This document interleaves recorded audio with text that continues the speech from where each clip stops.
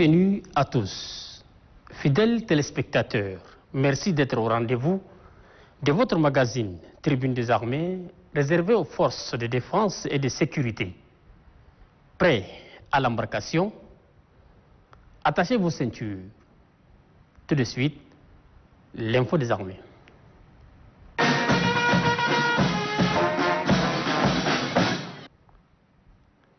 Niamey, capitale du Niger, a abrité une réunion de sécurité de l'espace G5 Sahel.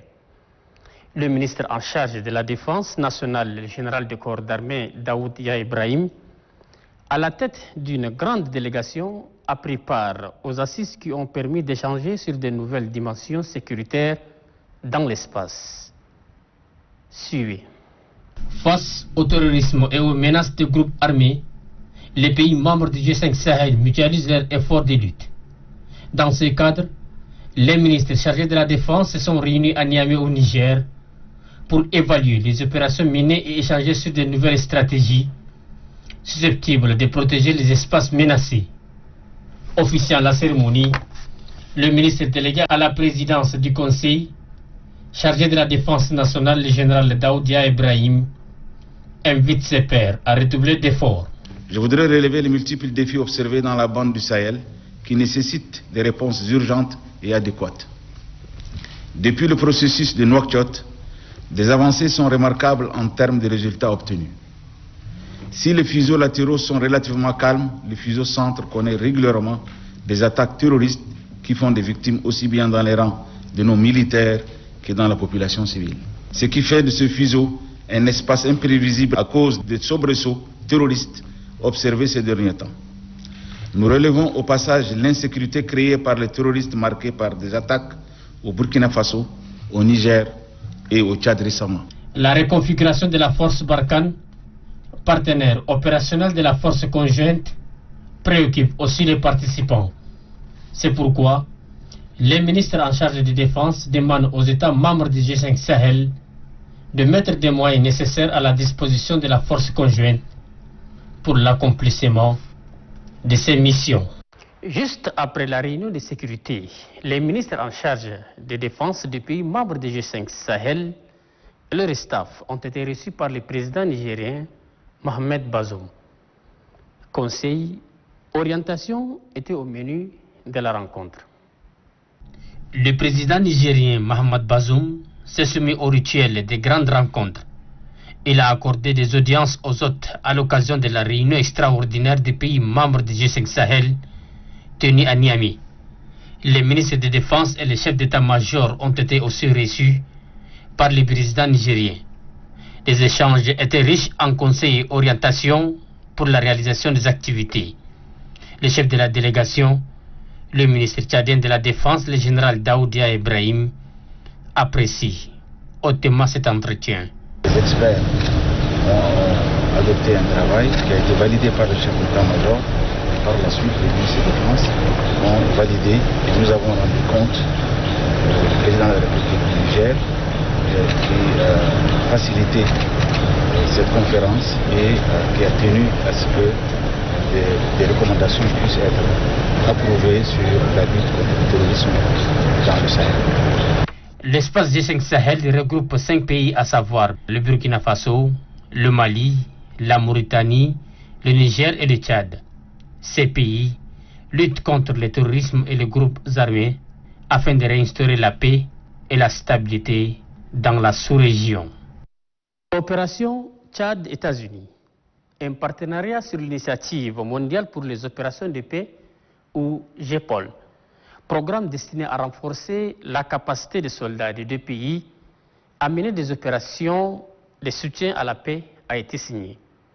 Accord paraphé par le chargé d'affaires à l'ambassade des États-Unis au Tchad et le chef d'état-major particulier du ministre en charge de la Défense, le général Taï Ibrahim Djouma. Garanga Cham Iriman, reportage. La coopération militaire entre les États-Unis et le Tchad se renforce davantage. En ce moment solennel, les hymnes des deux pays ont marqué l'officialisation du partenariat pour l'initiative mondiale pour les opérations de paix, qui est un programme destiné à renforcer la capacité des soldats des deux pays à mener des opérations de soutien à la paix.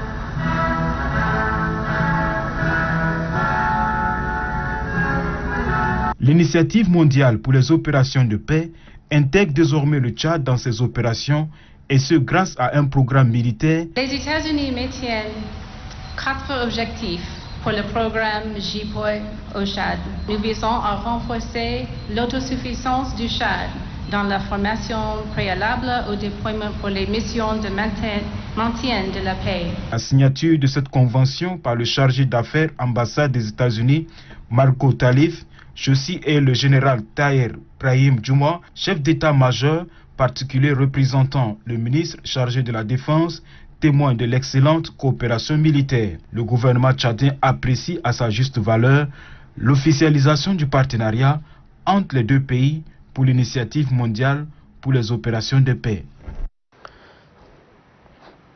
Bandits de grands chemins, trafiquants et autres complices sont tombés dans les mailles du filet de l'opération Harmattan 2. Une opération de grande envergure au cours de laquelle armes et stupéfiants ont été saisis. Reportage du commissaire de police Aman Isaac Azina.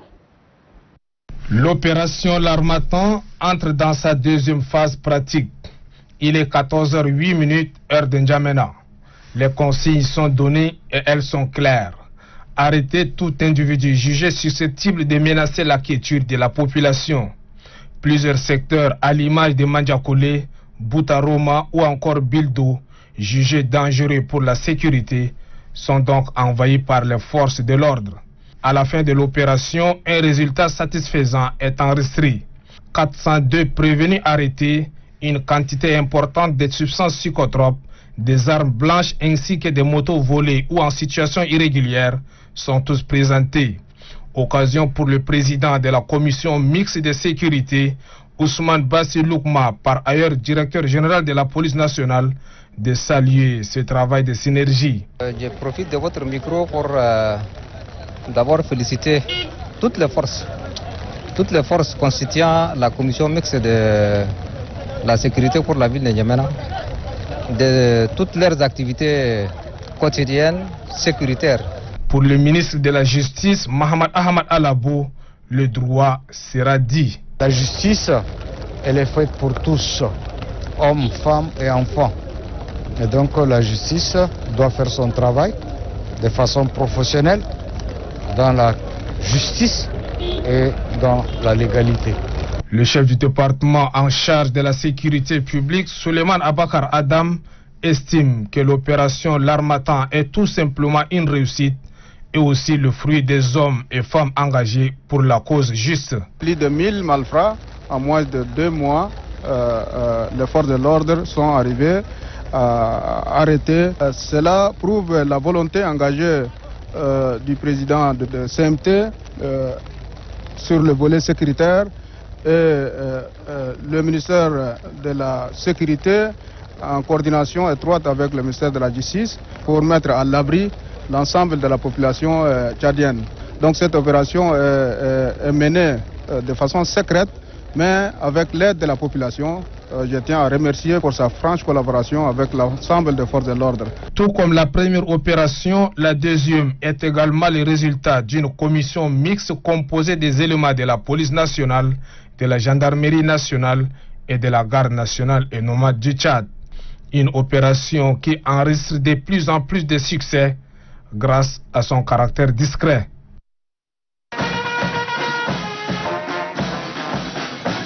Le grand reportage de ce numéro nous fait revivre les temps forts de la cérémonie de présentation des armes saisies par la commission mixte de désarmement. C'était dans l'enceinte de l'état-major général des armées. Suivez.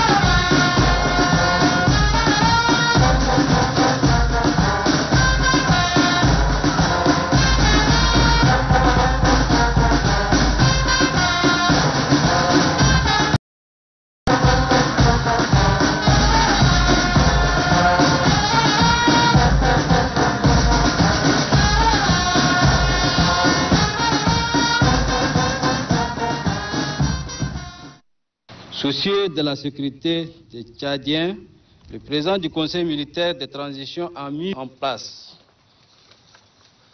par décret numéro 0028/CMT/PCMT 2021 du 15 juillet 2021 une commission mixte de désarmement. Les moyens nécessaires ont été mis à la disposition de cette commission afin d'accomplir cette mission. La commission a déployé aussitôt ce désarmement sur l'ensemble du territoire national. La commission est déterminée à aller au bout de sa mission. Distingués invités, mesdames et messieurs, c'est le lieu pour nous aujourd'hui d'adresser nos hautes reconnaissances au président du Conseil militaire de transition et au gouvernement de transition pour cette initiative très salutaire qui ne vise qu'à garantir la sécurité des Tchadiens et des Tchadiens. Nous voudrions aussi par la même occasion féliciter, encourager nos forces de défense et de sécurité, l'armée de terre, la gendarmerie nationale, la garde nationale nomade du Tchad et la police composant la dite commission de désarmement. Pour finir, nous lançons un vibrant appel à tous ceux qui détiennent également les armes et les déposer à la commission. Et la population de collaborer avec les forces de défense et de sécurité afin de réussir dans cette opération pour que la quiétude revienne totalement dans notre pays.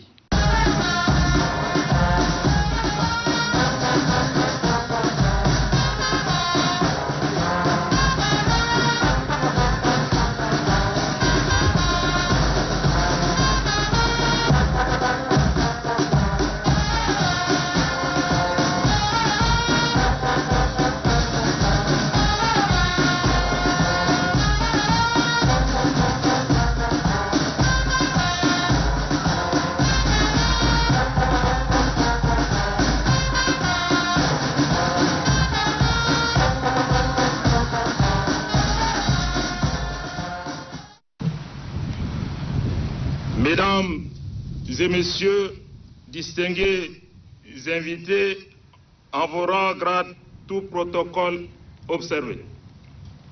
L'objet de cette cérémonie qui nous réunit aujourd'hui est de vous présenter le résultat palpable du travail abattu en un temps record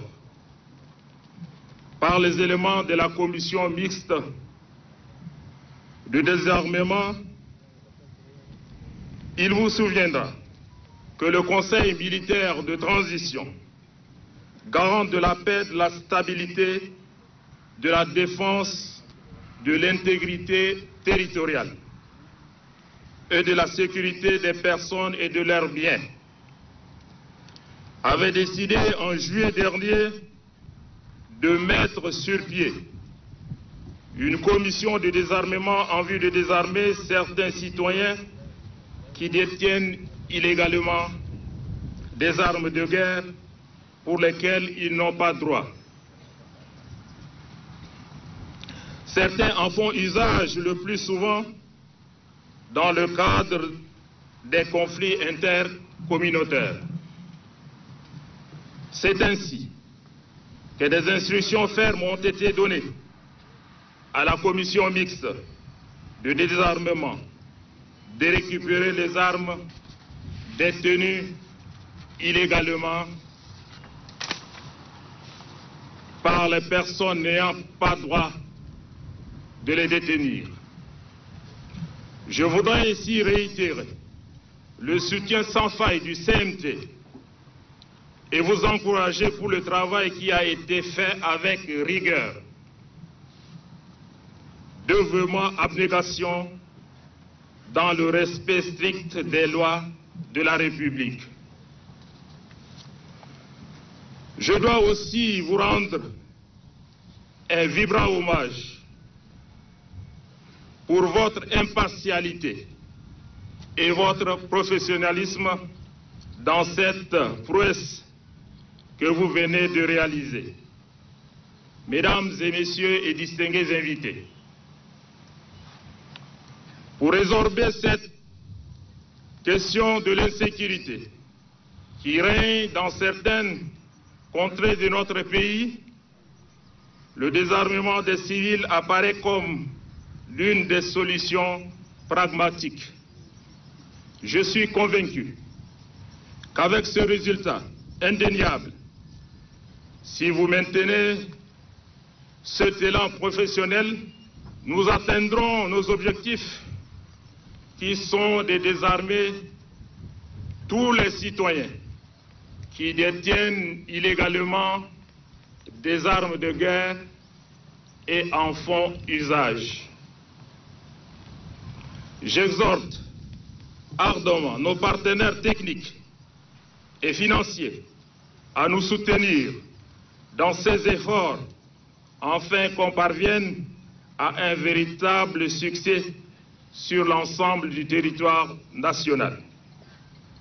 Pour que les Tchadiennes et les Tchadiens retrouvent la quiétude et éprouvent la joie de vivre ensemble dans la paix dans n'importe quelle province du pays. Je vous promets qu'en dépit des difficultés, des moyens conséquents seront déployés pour réaliser à bon escient cette noble mission au bénéfice de nos populations. La résolution de cette récurrente question de désarmement est un défi national que le Conseil militaire de transition décide de prendre à bras le corps. Mesdames et messieurs, je ne saurais terminer mon propos. Vous féliciter vivement et vous souhaiter bon courage et plein succès pour la suite des opérations.